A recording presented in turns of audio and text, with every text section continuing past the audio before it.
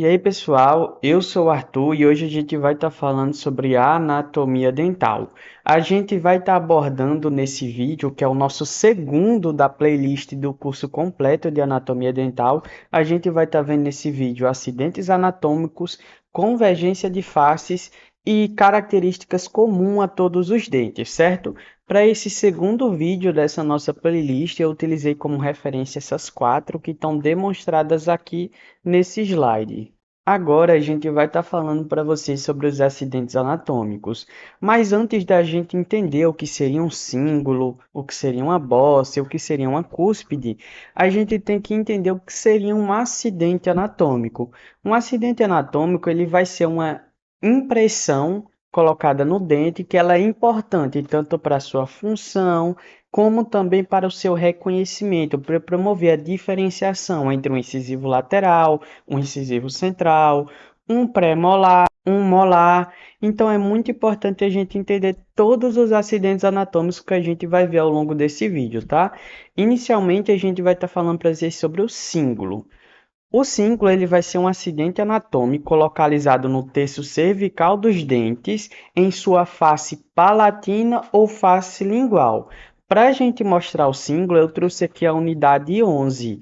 E essa visão aqui, por uma visão de uma face proximal, a gente pode observar que o cíngulo está localizado no terço cervical do dente e na sua face palatina ou face lingual. E ele vai ser esse arredondamento de esmalte, essa proeminência. Essa mesma foto aqui da unidade 11, que é um incisivo central superior direito, a gente está vendo ele pela sua borda incisal. A gente percebe essa proeminência de esmalte, essa bundinha do dente aqui, que é o cíngulo, localizado no seu terço cervical, em sua face palatina ou lingual. Uma coisa que é importante falar para vocês, o cíngulo ele vai ser um acidente anatômico exclusivo de dentes anteriores, ou seja, incisivo central vai ter essa bundinha de esmalte localizada no terço cervical, em sua face posterior. Incisivo lateral vai ter isso também e canino também vai ter. Agora, dentes posteriores, como pré-molar e molar, não terão a presença do cíngulo. Agora a gente vai estar falando para vocês sobre a bossa. A bossa ela vai ser uma saliência de esmalte que vai estar localizada tanto na face vestibular como na face palatina ou face lingual. Para a gente identificar a bossa, eu trouxe duas fotos de dentes, a unidade 23 e a unidade 24. A unidade 23 ele vai ser o canino superior esquerdo. E a bossa nada mais é do que está aqui representada. A bossa ele vai ser uma proeminência de esmalte levemente marcada, localizado na face vestibular de dentes anteriores. Enquanto em dentes posteriores, aqui representado pela unidade 24, que é o primeiro premolar superior esquerdo, a bossa vai estar tanto em face vestibular como em face palatina. Uma coisa importante, vocês estão vendo aqui uma comparação, isso aqui é o cíngulo, localizado na face palatina. Isso aqui é a bossa vestibular do dente anterior, desse canino. Você percebe que o cíngulo ele é muito mais demarcado do que uma bossa. A bossa ele é uma saliência que está localizada na face vestibular e ela não é tão demarcada em comparação com o cíngulo. E lembrando, dentes anteriores tem bossa na sua face vestibular e tem cíngulo na sua face palatino-lingual, não tem bossa. Dentes posteriores, aqui a unidade 24, pré-molar e molares, eles não têm cíngulo, mas têm bossa, tanto em sua face vestibular como em sua face palatina. Agora a gente vai estar falando para vocês sobre um acidente anatômico chamado de cúspide. O que seria uma cúspide? A cúspide nada mais é do que uma saliência de esmalte no formato de uma pirâmide localizado principalmente em dentes posteriores. Ou seja, o cíngulo ele vai ser um acidente anatômico característico de pré-molares e molares. Ou seja, a cúspide ele vai ser um acidente anatômico característico de premolares e molares. Aqui está representado uma cúspide, esse acidente anatômico em formato de pirâmide. Aqui também está representado uma cúspide. Ambos os dentes são dentes posteriores, é a unidade 47. E aqui eu tenho uma unidade 14, que vai ser esse pré-molar, em que em roxo eu tenho a minha cúspide, e em, eu acho que vermelho, eu também tenho a outra cúspide. No entanto, a gente tem uma exceção. A gente tem um único dente anterior que tem a presença de uma cúspide, que vai ser o canino. Canino superior e canino inferior, eles têm cúspide. Ou seja, se a cúspide ele era um acidente anatômico predominante e exclusivo, vamos se dizer assim que ele é determinante dos dentes posteriores, pré-molar e molar, a gente tem um único tipo de dente anterior que tem a presença da cúspide, que vai ser o canino. Aqui a gente tem a representação do canino, especialmente vai ser a unidade 13, ou seja, o canino superior direito, em que vocês estão vendo essa estrutura pontiaguda aqui na face vestibular. Isso daqui é a cúspide vestibular do canino, enquanto essa estrutura aqui pontuda em formato de pirâmide, toda em roxa, vai ser a cúspide da unidade 14 do premolar. A gente pode perceber, e mais na frente vocês vão entender isso, que isso daqui é a cúspide vestibular, porque ele está localizada por vestíbulo da boca, e essa aqui é a cúspide palatina ou lingual, porque ela está localizada, está voltada para o palato. Essa daqui seria a face palatina ou lingual e essa aqui na frente seria a face vestibular, tá bom? Por isso que recebe o nome de cúspide vestibular e cúspide palatina. Aqui a gente tem a unidade 47 e justamente evidenciado em formato de pirâmide e localizado na face oclusal de dentes posteriores, tá bom? E aqui outra imagem mostrando justamente isso, esse aspecto piramidal. Outra coisa importante que eu esqueci de mencionar, a cúspide em dentes posteriores vai estar localizado na sua face oclusal. Aqui, ó, eu tenho a face oclusal da unidade 14 e suas cúspides estão na face oclusal.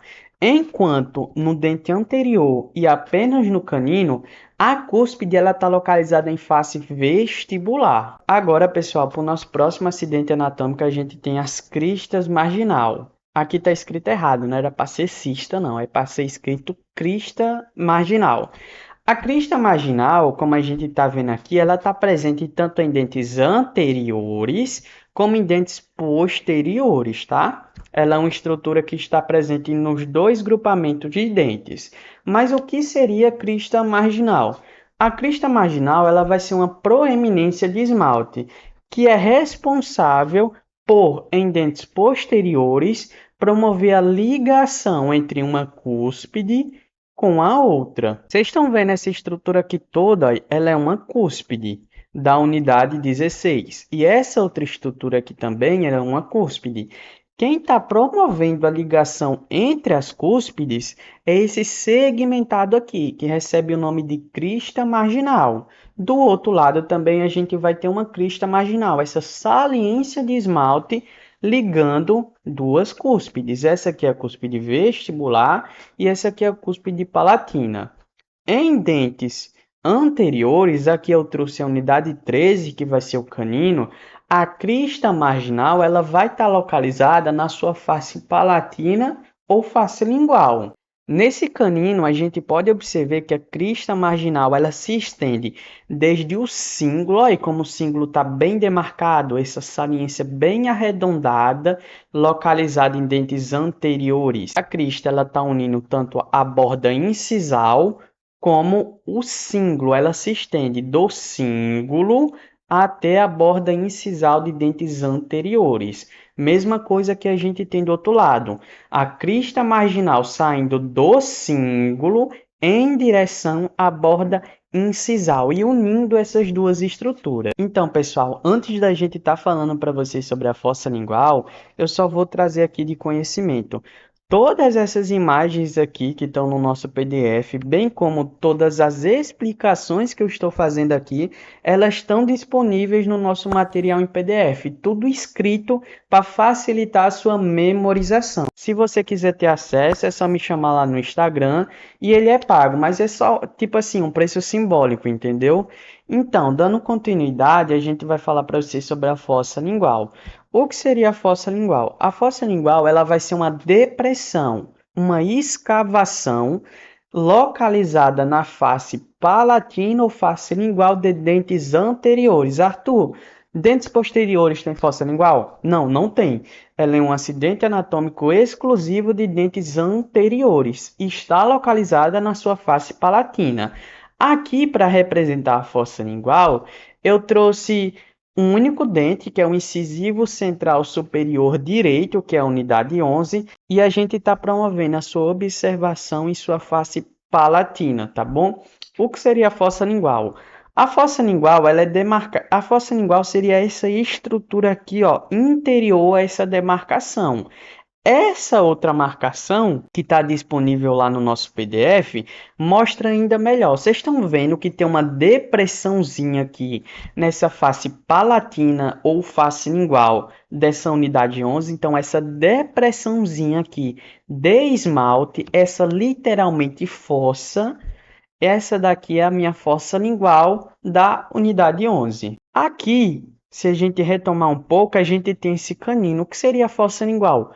Justamente essa depressãozinha aqui, ó, que está marcada nessa face. Isso aqui seria a minha fossa lingual. Então, pessoal, agora a gente vai estar falando para vocês sobre o forame cego. O forame cego ele vai ser um acidente anatômico que pode ou não estar presente. Aqui eu trouxe o forame cego para a gente ver o que seria isso. Então, o forame cego é o que essa seta está justamente apontando. Seria esse buraquinho, seria esse orifício, seria esse forame que vai estar localizado entre o cíngulo e a minha fossa lingual. Para representar, eu trouxe a unidade 12. Então, aqui a imagem do Horácio. Essa depressãozinha aqui, esse forame localizado no cíngulo, entre o cíngulo e a minha fossa lingual, é o forame cego.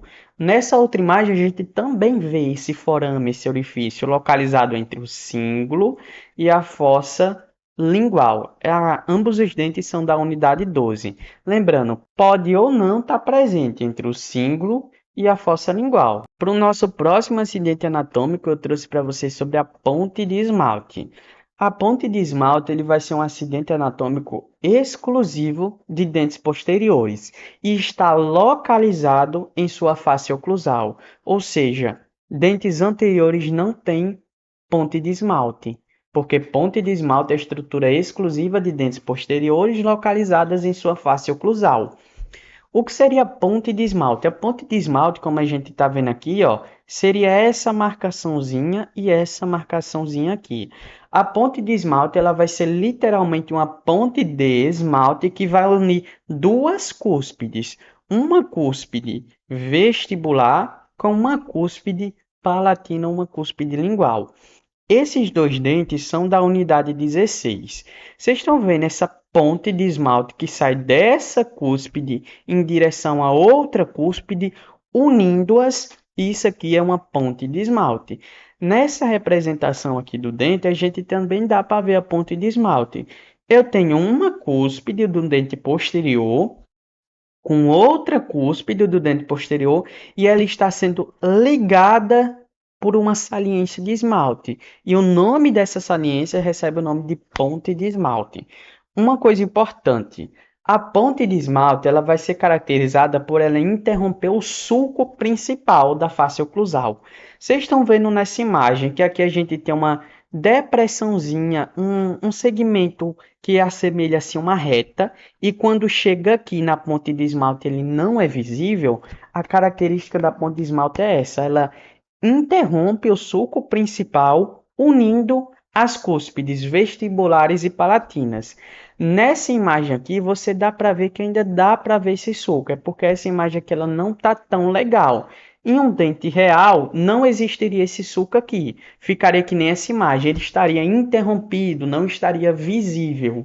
Agora a gente vai estar falando para vocês sobre o tubérculo de Carabelli. O tubérculo de Carabelli, ele é muito importante porque ele é uma estrutura exclusiva do primeiro molar superior. E quando eu falo primeiro molar superior, é tanto direito como esquerdo. Para representar esse tubérculo de Carabelli, eu trouxe aqui a unidade 16. O tubérculo de Carabelli nada mais é do que uma cúspide em formato indefinido, que vai estar localizado em primeiro molar superior, associado à sua cúspide mesiopalatina. Tá, o que seria isso? Olha, vocês estão vendo essa cúspidezinha aqui, localizado próximo a essa outra cúspide? Isso aqui é o tubérculo de Carabelli. E o tubérculo de Carabelli, localizado apenas em primeiro molar superior, vai estar associado à cúspide mesiopalatina ou mesiolingual. Vocês estão vendo isso aqui? Isso aqui é a cúspide mesiopalatina. Associada a ela, eu tenho uma cúspide indefinida, que isso aqui recebe o nome de tubérculo de Carabelli. Isso aqui é uma visão palatina e eu estou trazendo o mesmo dente visualizado por uma face oclusal. Aqui a gente tem a cúspide mesiopalatina e associada a ela eu tenho o tubérculo de Carabelli. Se você observar, o tubérculo de Carabelli ele está localizado na minha face palatina ou face lingual. Como esse aqui é a unidade 16 e ele está voltada para o palato, então o tubérculo de Carabelli ele é uma estrutura associada a essa cúspide e ela está localizada na face palatina. Isso aqui é importante. Dando continuidade aos acidentes anatômicos, a gente agora vai estar falando para vocês sobre os sulcos. O que seriam os sulcos? Primeiro, os sulcos eles vão ser depressões de esmalte localizadas na face oclusal de dentes posteriores. Como a gente pode ver nessa imagem, os sulcos eles são esses segmentos lineares aqui localizado em face oclusal de dentes posteriores. Aqui eu trouxe a unidade 25 e a unidade 26 para exemplificar. Uma coisa importante, vocês estão vendo esses sulcos, essas depressõezinhas, esses segmentos lineares localizados na face oclusal? Elas podem ser de dois tipos, sulcos principais ou sulcos secundários. Quais seriam as diferenças? O sulco principal ele vai ser caracterizado por ele ser mais profundo e mais bem demarcado. Exemplo, isso daqui ele é um sulco principal, enquanto sulcos secundários eles vão ser sulcos menos profundos. Isso daqui seria um sulco secundário, outro sulco secundário, outro sulco secundário. Esses dentes estão representados aqui, em que o sulco principal em amarelo. Então, isso aqui seria o sulco principal. Aqui, ó, tá vendo que ele é muito profundo e bem demarcado? Isso aqui seria o sulco principal. E os sulcos secundários estão localizados em vermelho. Isso aqui seria um sulco secundário, isso aqui seria outro sulco secundário e assim por diante, tá bom? Mas uma coisa que é importante saber sobre os sulcos. São acidentes anatômicos que eles vão dar o aspecto enrugado da face oclusal dos dentes posteriores. Agora a gente vai estar falando aqui para vocês sobre as fossetas. Pessoal, as fossetas elas também são chamadas de fóssulas. O que seriam fossetas? Aqui eu peguei essas duas imagens que eu retirei do nosso material lá. E a fosseta nada mais é do que um ponto de encontro entre sulcos principais, sulco principal mais sulco secundário, ou o ponto de encontro entre sulco principal e crista marginal. Mas o que você tem que saber é que a fosseta ela é uma depressão localizada em formato de ponto que está localizado na face oclusal de dentes posteriores. Vamos identificar as fossetas aqui, ó. Como eu disse, a fosseta vai ser uma depressão local que vai surgir quando eu tenho um encontro de sulcos. Aqui é a unidade 25 e a gente lembra que isso aqui é um sulco principal. O sulco, nesse ponto aqui, eu tenho que o sulco principal está se encontrando com o sulco secundário. Lembrando, o sulco secundário ele é uma ramificação do sulco principal, tá? Esse encontro do sulco secundário com o sulco principal gera uma depressão focal chamada de fosseta. Então, isso aqui é uma fosseta, essa outra depressão é uma fosseta, esse outro pontinho também é uma fosseta e esse outro pontinho também é uma fosseta ou fóssulas. Na unidade 17, a gente tem outros pontos de encontro. Aqui, ó, eu tenho suco secundário com suco secundário se encontrando com suco principal, gerando uma fosseta. Aqui eu tenho outra fosseta e aqui eu também tenho outra fosseta. Você dá para ver que essa fosseta é um encontro de suco principal com suco principal e sucos secundários. Isso aqui também é uma fosseta. Vou estar falando aqui agora para vocês sobre vertentes, tá, pessoal? Então, as vertentes, eles são conhecidos como planos inclinados de uma cúspide. Para a gente entender melhor, eu trouxe aqui a unidade 14 e a unidade 26. Vamos pegar aqui pela unidade 26. Olhe, isso aqui tudo não é o que está marcado em amarelo ou em vermelho. Vocês lembram que isso aqui tudo ele vai ser uma cúspide? E como a cúspide ele tem aspecto piramidal, ele vai ter a presença de planos. E esses planos são chamados de vertentes. Quando eu tiver um plano inclinado de uma cúspide voltada para a face oclusal, aqui representada em amarela, ela recebe o nome de vertente triturante. Quando eu tenho a parte da cúspide voltada para a minha face livre, seja ela vestibular ou palatina, eu tenho a minha vertente lisa, aqui representada em vermelho. Vamos fazer análise precedente.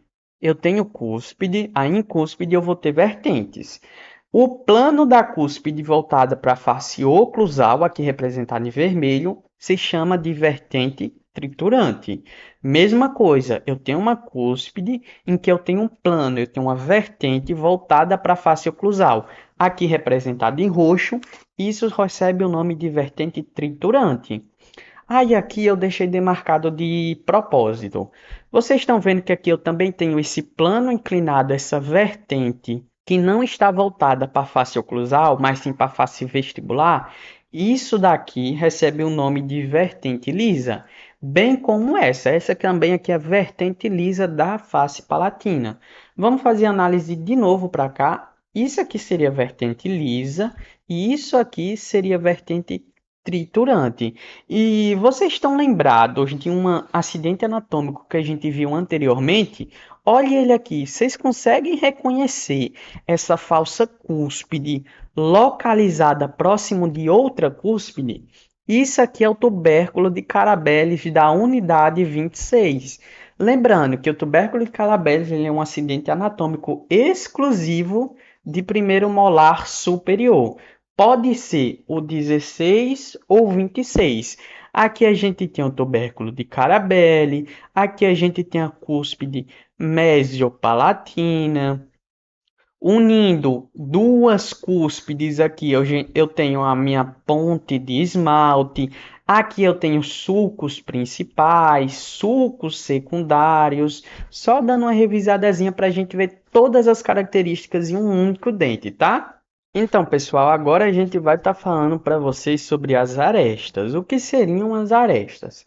As arestas, eles vão ser segmentos de linhas curvilíneos que são originados pelos encontros de vertentes.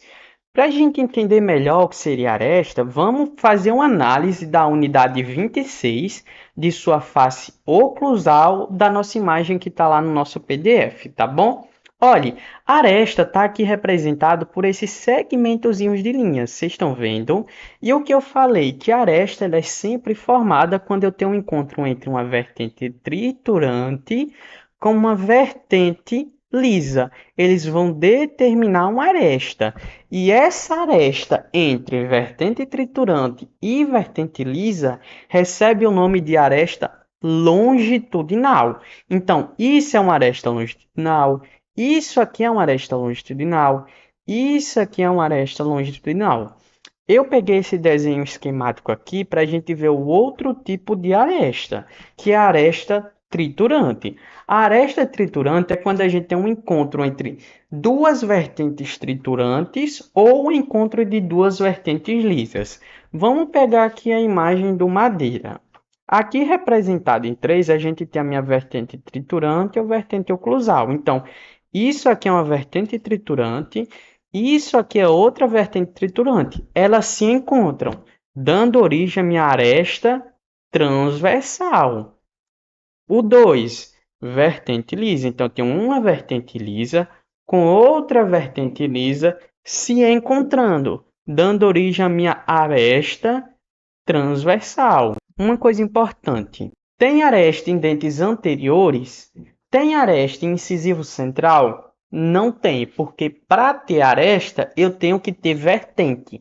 E vertente é um acidente anatômico presente em cúspide. Incisivo central não tem cúspide.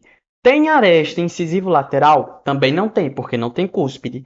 Tem aresta em canino? Em canino tem, porque canino tem uma cúspide. Se ele tem cúspide, ele vai ter vertente lisa e vertente triturante. Vertente triturante está voltada para a face palatina do canino e a vertente lisa está voltada para a face vestibular. Elas se encontram e como eu tenho um encontro entre vertente lisa e vertente triturante, eu tenho a minha aresta chamada de aresta longitudinal. Uma coisa interessante, a aresta longitudinal ela também vai delimitar o perímetro oclusal de dentes posteriores, tá? Por fim, pessoal, antes da gente entrar nas convergências das faces, a gente vai estar falando para vocês sobre o nosso último acidente anatômico, que vai ser a vértice. O vértice nada mais é do que o ponto mais alto da cúspide. Isso aqui é uma cúspide, não é? Toda essa estrutura em vermelho é uma cúspide. O ponto mais alto dela, o ponto da pirâmide, o ponto da cúspide recebe o nome de vértice. Estaria mais ou menos por aqui. Nessa imagem da unidade 47, a gente dá para ver mais evidente o vértice. Eu tenho aqui a minha cúspide em formato de pirâmide e elas se encontram, todas as vertentes se encontram em um único ponto, que é chamado de vértice. Agora, pessoal, a gente vai estar falando para vocês sobre um ponto muito importante da nossa aula, que vai ser as convergências de faces. Inicialmente, a gente vai estar falando para vocês sobre a convergência das faces livres. O que seria isso? Todos os nossos dentes, as suas faces livres, seja ela vestibular ou palatino-lingual, elas vão ser convergentes. E a gente, nessa imagem aqui, vai estar analisando a convergência das faces livres. Aqui eu peguei dois dentes anteriores e dois dentes posteriores e estou observando por uma face proximal. Então, isso aqui é a face vestibular, isso aqui é a face palatina, face vestibular e face palatina. Você pode observar que essas faces livres, vestibulares e palatinas, elas são convergentes, elas não são retas. Olhe, a face vestibular ela não é reta assim, ela é convergente. E essa convergência em dentes anteriores é para minha borda incisal. Aqui é a mesma coisa, eu tenho outro dente anterior em que é a minha face vestibular e a face palatina, que são conhecidas como faces livres, elas estão convergindo para a minha borda incisal. Mesma coisa em dentes posteriores. Eu vou ter faces livres convergindo agora para a face oclusal. Se você está tendo alguma dificuldade entre borda incisal e face oclusal, eu recomendo você assistir a nossa primeira aula de anatomia dental, que a gente destrincha muito bem esses dois termos, tá bom? E no outro dente posterior a gente vê que tanto as duas faces livres elas são convergentes. A face vestibular tem essa convergência, a face palatina ela é levemente convergente. A gente pode observar que a convergência dessas faces livres elas são mais acentuadas em dentes anteriores e menos acentuadas em dentes posteriores. Exemplo, a face palatina aqui ela é quase reta, mas ela não é reta. Você está vendo que ela tem uma curvatura, ela tem uma convergência. Mesma coisa, as convergências elas podem ser mais ou menos acentuadas. Aqui agora a gente vai estar analisando novamente a convergência das faces livres dos dentes anteriores e dos dentes posteriores, só que agora eu estou visualizando por face oclusal ou borda incisal. Se, quando eu visualizo os dentes por face proximal, eu tenho uma convergência das faces livres para a borda incisal e face oclusal, quando eu observo pela minha face oclusal, a convergência das faces livres elas vão se dar em função da distal. Essa parte aqui é a face distal do dente e essa aqui é a fase mesial. O que é que a gente tem que saber? Que as faces livres, vestibulares e palatinas, elas vão convergir para a face distal. Mesma coisa, convergindo para a face distal, convergindo para a face distal e convergindo para a face distal. Mais acentuadas em dentes anteriores e menos acentuadas em dentes posteriores. Agora, pessoal, a gente já viu todas as convergências das faces livres, agora a gente vai ver as convergências das faces de contato ou faces proximais. Eu estou visualizando todos esses dentes aqui para a face vestibular. E você observa que tanto a minha face mesial como a minha face distal, elas convergem para onde? Para o terço cervical. Então, a convergência das faces de contato ou faces proximais é sempre para terço cervical. Aqui eu tenho esse canino. A sua face mesial como a distal, elas estão convergindo para o terço cervical. Aqui eu tenho um dente posterior, você está vendo? Tanto sua face mesial como sua face distal, elas estão convergindo para o terço cervical. A gente ainda vai continuar analisando a convergência das faces de contato, só que agora olhando por face oclusal, certo? A gente observa que as minhas faces proximais elas vão convergir para a palatina. Vocês estão vendo essa saliênciazinha aqui? A gente está visualizando o símbolo desse dente anterior. E o que a gente percebe é que as faces de contato elas convergem para a face palatina. Então, isso aqui seria a face vestibular. Isso aqui é a face palatina. O que a gente observa é uma convergência em direção à palatina em todos os dentes, mais acentuada em dentes anteriores e menos acentuadas em dentes posteriores. Agora, pessoal, a gente vai estar falando aqui para vocês sobre as áreas ou pontos de contato. O que seriam áreas ou pontos de contato? O nome ele é bem sugestivo. A gente tem os nossos dentes na arcada dentária. Eles vão se tocar em pontos ou áreas, e esses pontos de toque recebem esse nome. Aqui eu tenho a minha arcada superior e a arcada inferior. Você vê que todos os dentes eles se tocam. Aqui é um ponto ou área de contato, aqui é um ponto ou área de contato. E uma coisa que a gente tem que saber disso, o ponto de contato entre os dentes ele é fundamental para manter o dente em sua posição e evitar o seu amolecimento, evitar com que ele caia da cavidade bucal e principalmente evitar o seu entortamento. Uma coisa muito interessante a ressaltar para vocês é que esses pontos de contato eles vão determinar algumas áreas. Na verdade, eles vão determinar 4 áreas que a gente vai ver: o espaço interdental, sulco interdental, a meia lingual e a meia vestibular. Aqui eu trouxe uma imagem para vocês que quando a gente tem a perca desse dente, a gente não vai ter o ponto de contato entre eles. Consequentemente, a tendência é que esse dente ele fique torto e a tendência é que esse dente também fique torto, porque ele perdeu o ponto de contato com esse dente aqui. Eles tinham ponto de contato aqui e com a perca desse dente tem esse espaço livre e eles perdem esse ponto de contato. Então, a tendência é que eles vá se entortando e vá crescendo de forma errada. Como eu disse, os pontos de contato eles vão determinar 4 áreas. A gente vai estar vendo aqui 2, que vai ser o espaço interdental e o sulco interdental. Nessa imagem aqui do nosso material, o que está representado em triângulo é o meu espaço interdental. E o que está representado em amarelo é o sulco interdental. O que seriam essas duas estruturas? O espaço interdental ele vai ser característico por ter um formato triangular e ele é responsável por ser o espaço de preenchimento da papila interdental. Ou seja, vocês estão vendo que esse espaço triangular ele tem uma porção de gengiva em seu interior. Essa porção de gengiva recebe o nome de papila interdental, porque é uma parte da gengiva que está entre dentes. O sulco interdental vai ser literalmente o sulco que vai ser formado com um encontro dos dentes, que vai ser um sulco que vai ficar entre os dentes. É pelo sulco interdental que passa-se o fio dental. Você vem com o fio dental, ele entra no sulco interdental e você passa entre a minha papila interdental de um dente e do outro.